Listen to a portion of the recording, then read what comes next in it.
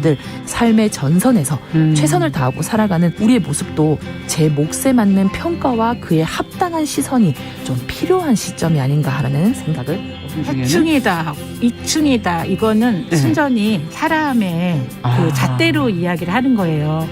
곤충이 우리 사람보다 몇 억 년 먼저 지구에 나왔거든요. 호모 사피엔스의 선배다 이렇게 얘기를 해요.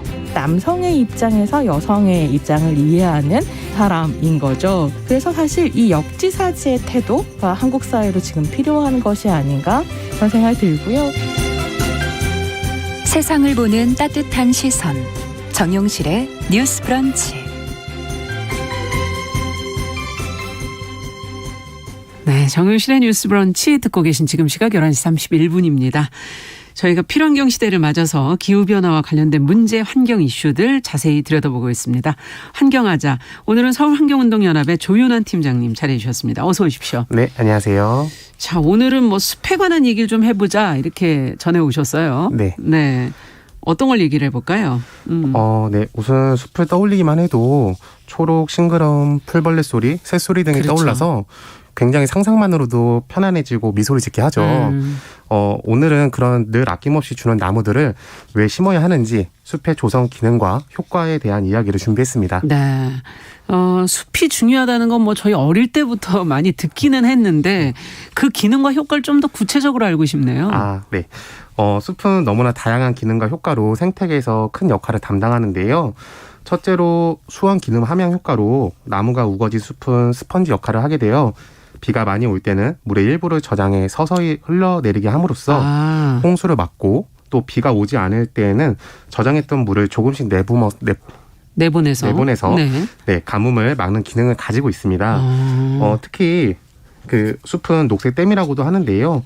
비가 올 때마다 물을 머금어 우리나라 가뭄에도 마르지 않는 자연 저수지가 되는데 맨 땅에 대비해 25배나 되는 양의 물을 저장해 줍니다. 또한 우리나라의 숲이 1년 동안 꼬박 모은 물의 양이 인위적으로 만약에 소양강 만든다면 소양강 댐에 10배 달하는 약 192억 톤이라고 합니다. 소양강 댐에 10배 이러니까 와닿는데요. 크게 와닿으시죠. 그렇군요. 네. 이렇게나 많은 양을 저장할 수 있는 거군요. 네, 맞습니다. 그리고 그 기능 외에도 여러 가지가 있는데요. 네. 둘째로는 미세먼지 저감 효과가 뛰어납니다. 1헥타르의 숲은 연간 미세먼지 46kg을 포함한 대기오염물질 168g을 흡착하고 흡수하는데요. 예시로 나무 한 그루는 연간 에스프레소 한 잔 기준으로 35.7g의 미세먼지를 흡착하고 흡수하는데 미세먼지 46kg은 환산했을 때 경유차 27대가 1년 동안 내뿜는 미세먼지량에 해당합니다. 굉장히 많은 양이죠. 네. 근데 경유차를 줄이긴 줄여야 되나? 네, 계속적으로 줄여나가고자 하는 이런 차들이 확실히 내뿜는 게 굉장히 많군요. 네, 굉장히 많습니다. 그러네요. 네, 또 이제 알아볼 기능에 대해서는 토사 유출 방지 효과가 있는데요. 장마 기간 동안 나무와 식생이 풍부하고 수십 년간 녹화된 숲이 훼손된 숲보다 85배 이상의 토사 유출 방지 효과를 보였다고 합니다. 숲은 나무의 우산 효과와 뿌리의 말뚝 효과 및 그물 효과로 토사 유출과 산사태를 방지하기 때문에 숲을 지속적으로 관리하는 것은 산사태 피해를 줄이는 데 매우 중요합니다. 네, 이거 저희 어릴 때 늘 얘기했던 게 이제 이 산사태가 안 나려면 나무가 있어야 된다. 그러니까 이게 앞서 얘기해 주신 그물 효과 이런 게 말뚝 효과라는 게 흙을 붙들어 주는 거군요. 네, 잡아주는 효과가 있습니다. 효과. 그러니까 쓸려 내려가지 않도록끔 흙을 나무가 이렇게 붙들고 있는 그런 거군요. 네, 맞습니다. 또 뭐 어떤 효과가 있을까요? 넷째로는 생물 다양성 보전 및 증진 효과로 숲속에서 다양한 생물 중의 생육 공간을 유지하고 작은 생태계가 스스로 작동하고 문제들을 해결해 나가며 지속 가능한 생태 순환 고리를 만듦으로써 다양한 생물들이 서식할 수 있는 공간으로 거듭나는데요. 그 밖에도 정서 함양 효과라든지 휴양 기능 효과, 기후변화 완화 효과 등이 있습니다. 근데 지금 마지막에 얘기해 주신 기후변화 완화 효과, 요건 좀 더 얘기를 하고 가고 싶은데 지금 뭐 기후변화로 인한 폭염, 열대야 뭐 이런 게 너무 심각해서 이 녹지가 더 필요하다 이런 얘기들이 나오고 있잖아요. 네, 맞습니다. 도시화로 인해 녹지 면적이 줄어들고 고밀 개발에 따라 냉망 수요가 늘어나 에너지 사용량이 매우 많이 증가했습니다. 여름철 에어컨 실외기에서 더운 열기를 배출해 늘어난 에너지 생산량이 증가했는데요. 맞아요. 그 화석 연료의 사용량도 증가했고 또 온실가스 배출이 많이 증가해서 그로 인한 기후변화 가속화라는 악순환은 도심 지역의 온도가 높게 나타나는 도시 열섬 현상을 더욱 심화시키고 있습니다. 네.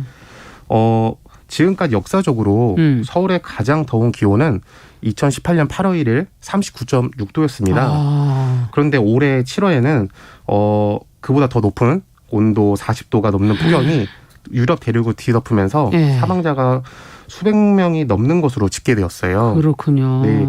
그래서 이르면 2035년에는 여름의 평균적인 여름 날씨가 될 것이라는 연구 결과도 큰일 나왔는데요. 났네요. 네, 매우 큰일이죠. 이렇게 되면은 많은 사망자가 많이 발생할 수 있는데요. 또 포르투갈 같은 경우에는 지난 7월에 최고 기온이 47도까지 올랐고요. 47도. 네. 그다음에 상대적으로 선선했던 영국까지 40도가 넘는 날씨가 이어지면서 국가 기상 관측사상 최고 기록을 갈아치웠습니다. 네. 그래서 우리는 계속적으로 나무와 그 식물들이 계속적으로 자라날 수 있는 환경을 조성해야 되는데요. 그렇죠. 네, 나무와 식물은 이산화탄소를 모아주는 아주 훌륭한 탄소 흡수원이에요. 그래서 최근 여름철에는 우리가 거리를 지나가다가 쉴 수 있고 그늘을 할 수 있는 그늘목이 있는 곳에서 굉장히 차이가 많이 나죠. 차이가 많이 납니다. 네. 네, 그래서 도시숲의 소중함이 크게 와닿는 그러니까. 경험들을 많이 했는데요. 실제로 국립산림과학원 연구에 따르면 나무의 그늘은 바깥 지역보다 평균 4.5도 시원하고요. 가로수 인근에서는 2.3에서 2.7도 정도가 시원하다고 합니다. 특히 가로수로 쉽게 찾아볼 수 있는 버즘나무 한 그루는 에어컨 5대를 5시간 동안 가동한 큰 효과를 갖는다고 합니다. 야, 그렇군요. 네. 그래서 저희가 바라보는 관점에서는 도시에서 철길 주변이라든지 그다음에 거리, 도시공원, 도시숲, 옥상이라든지 벽면 녹화를 통해서 이런 녹지를 넓혀가는 것이 굉장히 필요하다고 생각하고 중요하다. 있습니다. 네. 도시숲. 이걸 조금 더 들여다보죠. 도시숲. 도시에 네. 이제 이걸 만들자는 거잖아요. 네, 맞습니다. 예. 도시숲은 사람이 만든 인공 도시에 자연의 숲이 함께 존재하는 약간 서로 상충되는 두 개의 의미가 함께 어우러지는 그렇죠. 곳이죠. 때문에 깊은 산속의 숲과는 조금 차이가 있습니다. 그렇죠. 네. 산림청 기준에 따르면요. 도시숲은 도시에서 국민의 보건, 휴양 증진 및 체험 활동 등을 위하여 조성 관리하는 산림 수목을 말하고요. 네. 자연공원법 제2조에 따른 공원구역 및 공원보호구역을 제외하고 있습니다. 아, 공원은 아니다 이거예요? 네, 맞습니다. 네. 도시숲의 장점이 또 있는데요. 예. 앞서 말씀드렸던 숲의 효과도 많이 포함이 되고 있고요. 가장 뛰어난 거는 접근성입니다. 그래서 도보로 5분에서 한 15분 정도면 도착할 수 있어서 시간과 비용 그리고 우리가 그렇죠. 이동할 때 가까이 따르는 있으니까. 에너지가 많이 저감돼서 네. 그로 인한 탄소 배출도 저감될 수 있습니다. 네. 또 도시숲을 구성하는 나무 중에는 미세먼지 저감이 기능이 발달한 나무가 많습니다. 네. 2018년 11월에 산림과학원은 나무의 생물리적 특성 중 잎의 복잡성이라든지 잎의 크기, 잎의 표면 특성에 따라 구분한 미세먼지 저감 수종 392종을 발표했고요. 서울시는 그보다 적은 113종을 발표했습니다. 이런 것들로 구성이 되어 있기 때문에 우리 또 미세먼지가 또 우리가 봄이 되면 또 항상 신경이 많이 쓰이니까 네, 맞습니다. 좋다 이런 얘기세요. 네. 근데 도시숲 중에 K-팝 스타 이름을 딴 숲도 있어요. 그게 네, 또 눈길을 끌더라고요. 네, 맞습니다. 네. 마침 오늘이 한강공원에 저희 서울환경운동연합과 BTS 팬들 아미들이 그룹의 리더 RM의 생일을 기념해서 RM숲 1호를 조성한 지 3주년이 되는 날이에요. 아, 그런 게 있었군요. 네. RM은 평소에 이제 팬들과 소통하면서 본인이 자연과 환경에 대한 높은 관심과 의식을 보여줬습니다. 그렇기 때문에 팬들은 일반적으로 그 생일에는 값비싼 선물을 보내는 조국 문화가 좀 자리 잡고 있었죠. 네. 하지만 그것을 좀 뛰어넘어 스타의 선한 영향력이 생태계 복원과 기후변화, 미세먼지 저감에 기여하는 숲을 선물했다는 것이 저는 매우 의미가 크다고 생각하고 있습니다. 맞습니다. 팬들이 같이 이렇게 하시면 더 힘이 될 것 같은데. 네, 맞습니다. 자, 오늘 얘기를 좀 정리를 해보죠. 네. 네. 마지막으로 덧붙여 주실 말씀. 네. 숲은 우리에게 없어서는 안 될 귀중한 자원이고요. 또 미래 세대에게 온전히 물려줘야 할 생물 자원의 보고라고 할 수 있습니다. 네. 현 시대를 살아가는 우리 모두가 힘과 지혜를 모아 지켜야 하고요. 이제 날씨가 많이 서늘해졌죠. 그쵸. 네, 이런 9월 중순 이후부터는 나무 심기에 적합한 시기로 나무가 이제 뿌리를 땅에 활착시키기 굉장히 좋습니다. 네. 네. 그래서 지금 함께 듣고 계시는 청취자분들께서도 지금부터 매년 한 그루 이상의 나무를 심어 시원하고 아름다운 지구를 만드는데 동참해 보셨으면 좋겠습니다. 그래야 되겠는데요. 정말 환경하자. 오늘 서울환경운동연합의 조윤환 팀장과 함께 숲에 관한 이야기, 특히 도시숲에 관한 이야기 나눠봤습니다. 말씀 잘 들었습니다. 네, 감사합니다.